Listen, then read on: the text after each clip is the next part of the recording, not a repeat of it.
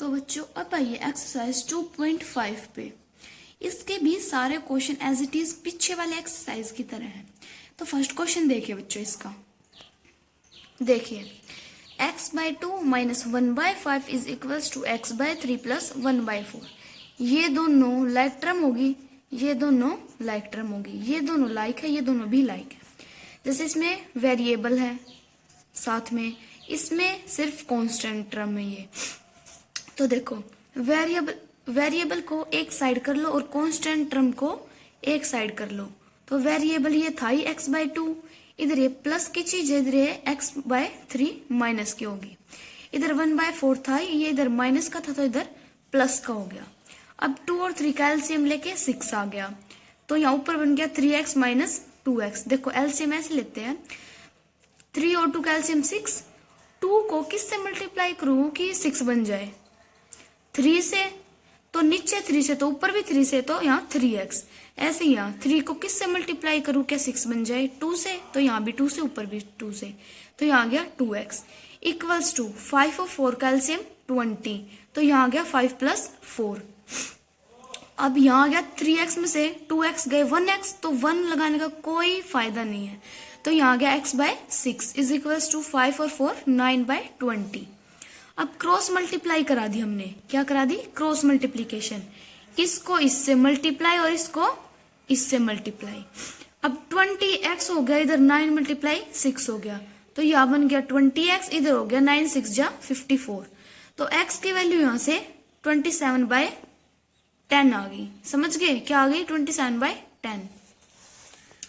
अब देखिए second question. Second question था n/2 minus 3n/4 plus 5n/6 is equals to 21। तो इन्होंने पहले ही वेरिएबल वाली टर्म एक साइड दे रखी है, तो सीधा अब इनका एलसीएम ले दो आप। 2 4 और 6 का एलसीएम कितना आ जाएगा? 12 आ जाएगा। तो ऊपर बन गया 6n minus 9s plus 10 is equals to 21। तो यहाँ आ गया minus 3n plus 10n। 9n में से 6n गए, 3n और प्लस बड़ा कौन सा था? 9, तो यहाँ माइनस आ जाएगा, plus 10n is equals to 21/12। इधर 10n में से 3n गए, 7n इज इक्वल्स टू 21, यहाँ डिवाइड में था, इधर आ गया मल्टीप्लाई में, तो 7n इज इक्वल्स टू 252। तो n की वैल्यू बच्चों यहाँ से 36 आ गई। थर्ड क्वेश्चन देखिए, x plus 7 minus 8x/3 is equals to 17/6 minus 5x/2। As it is यही है, लाइक टर्म को एक साइड कर लो, तो x minus 8x/3 plus 5x/2 ये सारी x वाली टर्म होगी या विदाउट x वाली होगी। 17/6 minus 7 as it is LCM 3 और 2 का एलसीएम 6, ऊपर बन गया 6x minus 16x plus 15x equals to में इधर एलसीएम 6 17 माइनस 42, तो इधर आ गया 5x/6, इधर आ गया माइनस 25/6, तो यहाँ 5x is equals to minus 25/6, इधर डिवाइड में था, इधर आके मल्टीप्लाई में हो जाएगा, 6 से 6 कैंसिल, इधर आ गया 5x is equals to minus 25 बच गया, तो x is equals to minus 25/5, तो x की वैल्यू आ गई यहाँ से 5, कितनी? माइनस की 5। ठीक है, अब नेक्स्ट क्वेश्चन देखो, फोर्थ के क्वेश्चन देखिए।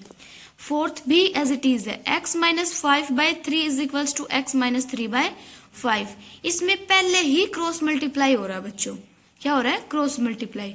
तो 5 को इधर ले जाओ, 3 को उधर ले जाओ, तो 5 को इस पूरी टर्म से मल्टीप्लाई करो, 3 को इस पूरी टर्म से, तो 5x माइनस 25, 3x माइनस 9, तो 5x माइनस 3x एक साइड कर लिया और माइनस 9 प्लस 25 एक साइड कर लिया, तो 5x में से 3x को सब्ट्रैक्ट करेंगे तो कितना आएगा? 2x, तो यहाँ 2x बच गया, इधर 16, तो x की वैल्यू इधर से 8 आ गई। कितनी आ गई? 8 आ गई।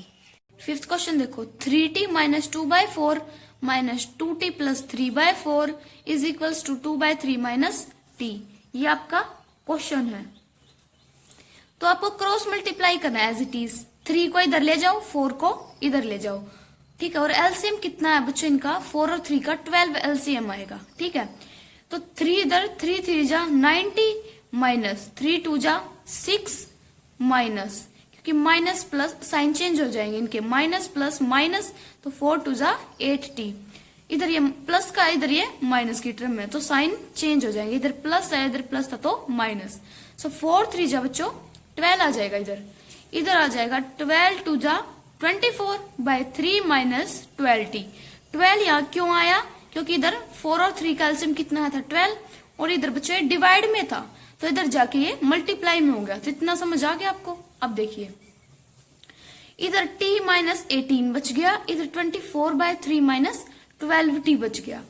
तो t वाली टर्म एक साइड ले जाओ और जो अदर t जिसमें नहीं है वो एक साइड ले जाओ। तो t plus 12t is equals to 24 by 3 plus 18। 12t और 1t 13t is equals to LCM इधर 324 प्लस 54 कितना हो जाएगा 78। तो 13t इधर था, 78 by 3 26। t is equals to 26 by 13, 13 इधर मल्टीप्लाई का था तो इधर जाके डिवाइड में हो जाएगा। तो t की वैल्यू कितनी आ जाएगी 2, 13 2 जा 26, तो t की वैल्यू आ गई बच्चों 2। 6th क्वेश्चन देखो, m minus m minus 1 by 2 is equals to 1 minus m minus 2 by 3। तो देखो 3 और 2 का एलसीएम दोनों में कितना आ जाएगा 6, तो इधर 6 को मल्टीप्लाई करना है both side, multiply by 6 both side, ठीक है। तो इधर मल्टीप्लाई किया तो 6 मल्टीप्लाई m माइनस 1 बाय 2, और इधर 3 से भी होगा क्योंकि ये वाली वैल्यू इधर आ जाएगी और ये वाली उधर चली जाएगी, और इनके एलसीएम से भी होगा। तो इधर 3 से हो गया और 6 से भी हो गया। इधर 6 multiply 1 minus m by minus 2 by 3 multiply 2, ये 2 इधर आ गया मल्टीप्लाई में क्योंकि इधर डिवाइड में था। अब देखो ये क्या बन गया 6 मल्टीप्लाई m कितना बन गया 6m, इधर माइनस, इधर m माइनस 1 मल्टीप्लाई बाय 3, ये यहां से हट जाएंगे अब, और 6 minus m minus 2 multiply 2, 6m minus 3m plus 3, 3 को इससे मल्टीप्लाई किया एक बार, इसको इससे, इधर भी ऐसे ही 2m प्लस 4, 3m प्लस 3 बच गया इधर is equal to 10 minus 2m। m वाली टर्म एक side, 3m plus 2m 5m, 10 में से 3 गए 7, तो m की वैल्यू आ जाएगी 7 बाय 5।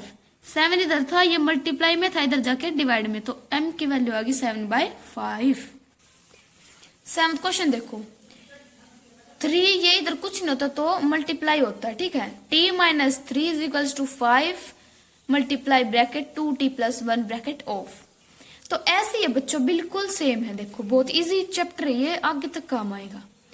पहले 3 इंटू टी 3t माइनस 3 3 जा 9 इज इक्वल्स टू 5 2 जा 10t प्लस 5 1 जा 5। तो 3t माइनस 10t, ये प्लस की डिजिट थी इधर आके माइनस की, इज इक्वल्स टू 5, ये माइनस है इधर आके प्लस की डिजिट। 10 में से 3 गया 7 माइनस का, बिकॉज ये डिजिट बड़ी थी, तो माइनस 7 इज इक्वल्स टू 9 और 5 14। t is equals to 14 by minus 7, तो 7 2 जा 14, t आ गया माइनस 2, ठीक है। अब 8th क्वेश्चन देखो, सेम एज इट इज है। 15y minus 4 minus 2 bracket y minus 9 plus 5 bracket y plus 6 is equals to 0। अब देखो 15y माइनस 15 4 जा 60 minus 2y minus minus plus 2 9 जा 18 प्लस 5y प्लस 5 6 जा 30 इज इक्वल्स टू 0। अब y वाली term एक side रख लो, और जो जिसमें y नहीं है विदाउट y के वो 0 की साइड भेज दो। तो 15y minus 2y plus 5y इधर रह गया, 60 माइनस 18 माइनस 30 इधर आ गया। तो 15 और 5 कितना हो गया 20, 20 में से 2 माइनस किए तो 18y आ जाएगा। आप ऐसे भी कर सकते हो, 15 में से 2 गए 13 और 13 और 5 18, एज यू विश। 60, अब देखो ये भी ऐसे ही है, 60 माइनस 18 माइनस 30, तो इनका सम कितना आ गया 12 आ गया। तो y इज इक्वल टू 12, ये इधर मल्टीप्लाई में था तो इधर 18 डिवाइड में हो जाएगा, तो y की वैल्यू आ जाएगी 2/3। अब 9th क्वेश्चन भी सेम है। 3 multiply 5z minus 7 minus 2 multiply 9z minus 11 is equal to 4 multiply 8z minus 13 minus 17। देखो 3 5 जा 15z माइनस 7 3 जा 21। देखो मैंने बोला था ब्रैकेट हटेगा ना जब, तो इन अंदर वालों के साइन चेंज हो जाएंगे। तो देखो इधर प्लस था तो इधर माइनस आ जाएगा, 2 9 जा 18z, इधर माइनस था तो यहाँ प्लस आ जाएगा, 11 2 जा 22 इज इक्वल्स टू 8 4 जा 32z। Same as it is यहाँ है, ब्रैकेट कहीं भी हो साइन चेंज हो जाते हैं। तो इधर प्लस का था तो इधर प्लस का ही रहेगा, क्यों? क्योंकि आगे साइन कुछ भी नहीं है, प्लस ही है तो प्लस ही रहेगा। तो 8 4 जा 32z माइनस 13 4 जा 52 minus 17 as it is. z वाली टर्म एक side, 15z minus 18z minus 32z is equal to minus 52 minus 17 plus 21 minus 22। तो इधर सोल्व करके कितना आ गया? Minus 35z। और इज इक्वल्स टू इधर सोल्व करके कितना आ गया? माइनस 70। तो z equals to minus 70 by minus 35। तो 35 टू जा 70 होता है और माइनस से माइनस कैंसल, तो z की वैल्यू आ जाएगी बच्चों 2। अब 10th क्वेश्चन देखो, सेम एज इट इज है, बस इसमें थोड़ा मल्टीप्लीकेशन में कंफ्यूज हो जाओगे। तो देखो 0.25 को मल्टीप्लाई करना है 4f माइनस 3 के साथ, और इक्वल टू में 0.05 को मल्टीप्लाई करना है 10f माइनस 9 के साथ। तो करो, 0.25 को 4 से करोगे तो कितना आएगा? 1 आएगा, ठीक है। तो 0.25 को 4 से मल्टीप्लाई करेंगे तो 1 आ जाएगा, 1 की जरूरत भी नहीं होती लेकिन हम लिख देंगे। तो यहाँ आ गया 1f माइनस 0.25 को 3 से करेंगे तो 0.75 आ जाएगा, इक्वल्स टू 0.05 को 10 से मल्टीप्लाई करेंगे तो 0.5f आ जाएगा। यूनिट लगाना मत भूलना, क्योंकि यूनिट के भी मार्क्स मिलते हैं, जिसके साथ जो है वो आएगा। जैसे इसके साथ साथ में f है तो f आएगा। तो देखो माइनस 0.05 को 9 से मल्टीप्लाई करेंगे तो 0.45 आ जाएगा। तो इधर आ गया 1f माइनस 0.5f, यानी 1 में से इतना माइनस किया तो कितना आ गया? 0.5f। इधर आ गया माइनस 0.45 बोलेंगे इसको, 45 नहीं 45। पॉइंट के बाद जो भी डिजिट हो उसको हम अलग अलग पढ़ते हैं, ठीक है। ऐसे 45 नहीं बोला जाएगा, इसको भी तो बोलेंगे हम 0.75। तो इधर है 0.5f इज इक्वल्स टू, इसमें से ये माइनस किया तो 0.30 आ गया प्लस का, बिकॉज ये बड़ा था इससे। इधर f is equals to 0.30 divide by 0.5, तो कट करके कैंसिल होके 0.6 आ जाएगा। तो f की वैल्यू आ गई बच्चों 0.6। Sixth question. The age of Hari and Harry are in the ratio 5:7. हरी की एज और हैरी की एज का रेशो 5:7 दे रखा है। 4 years from now, आज से 4 साल बाद, the ratio of their ages will be 3:4. आज से 4 साल बाद उनकी एज का रेशो 3:4 हो जाएगा। तो फाइंड देयर प्रेजेंट एज, उनकी प्रेजेंट एज बताओ, फिलहाल वो आज कितनी है उनकी प्रेजेंट एज, तो वो बतानी है। तो देखिए रेशो था 5:7, तो age of Harry 5x, age of Harry 7x। After 4 years, 4 साल बाद हरी एज हो जाएगी 5x प्लस 4 years, और 4 साल बाद हैरी की एज हो जाएगी बच्चों 7x प्लस 4 years, ठीक है।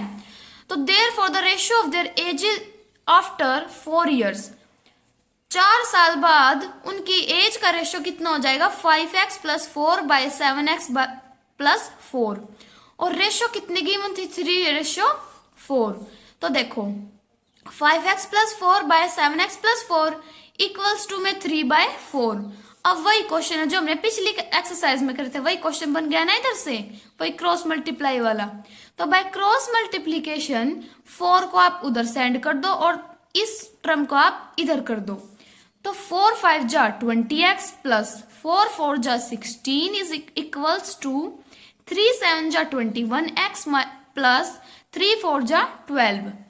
अब x की टर्म एक साइड, विदाउट x एक साइड। 20x माइनस, इधर ये प्लस का था इधर माइनस का हो गया, 21x is equals to 12, plus की थी इधर माइनस की डिजिट होगी -16। इधर देखो 21 में से 20 माइनस हुआ तो x बचा, और किस चीज का? माइनस का। इधर 16 में से 12 गया तो 4 बचा इधर माइनस का, क्योंकि ये वाली डिजिट बड़ी थी 12 से। तो अब देखो यहाँ भी माइनस है, यहाँ भी माइनस, माइनस से माइनस कैंसल, तो x की वैल्यू आ गई 4। तो प्रेजेंटेज ऑफ हरी, हरी की प्रेजेंटेज कितनी होगी 5x, x की वैल्यू आ गई 4, तो 5 4 जा 20 ईयर्स। और प्रेजेंटेज ऑफ हैरी, हैरी की प्रेजेंटेज कितनी होगी 7x, तो 7 4 जा 28 ईयर्स। हैरी 20 ईयर्स और हैरी की 28 ईयर्स। अब देखिए 7th question, the denominator of a rational number is greater than it's numerator bye 8। जो डिनोमिनेटर है रैशनल नंबर का वो ज्यादा है न्यूमरेटर से 8। कितना ज्यादा है 8। तो हम न्यूमरेटर को मान लेंगे x बच्चों, डिनोमिनेटर 8 ज्यादा है न्यूमरेटर से, तो न्यूमरेटर था x, 8 ज्यादा यानी कि +8, तो x +8 डिनोमिनेटर और numerator x। If the numerator is increased by 17, numerator को इंक्रीज करके 17 कर दिया गया, and the denominator is decrease by 1, और डिनोमिनेटर को घटा के 1 कर दिया गया। तो डिनोमिनेटर कितना था x +8, उसमें से डिक्रीज हुआ 1, तो x +8 - 1, तो x +7। The number obtain is 3/2। जो नंबर ऑब्टेन हुआ हमें ये सब करने के बाद, तो वो कितना हुआ बच्चों 3/2। तो फाइंड द रेशनल नंबर, तो वो रेशनल नंबर क्या था, तो वो फाइंड करना हमें। तो देखो let the numerator be x, numerator मान लिया हमने x, डिनोमिनेटर 8 ज्यादा था ना न्यूमरेटर से, तो x +8 according to question. Question के अकॉर्डिंग देखो क्या होता है, ऊपर वाला न्यूमरेटर होता है, नीचे वाला डिनोमिनेटर। तो ये हो गया x बाय x +8, और अब बोला उन्होंने numerator is increased by 17, numerator increase करके x +17 हो गया, क्यों इंक्रीज हो रहा है 17 से, तो बच्चों x +17 हो गया।